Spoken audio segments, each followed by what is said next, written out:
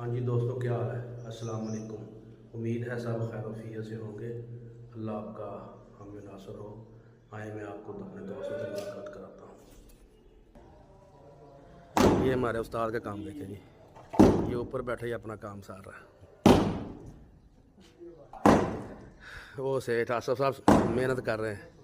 शराफत साहब ने गुस्सा आ रहा है, शराफत साहब करते नहीं पे।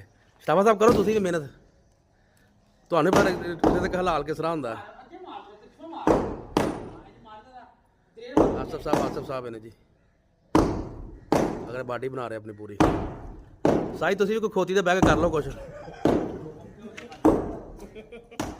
अच्छा मैं ये हमारे बॉस है जी, ताहर कियानी साहब।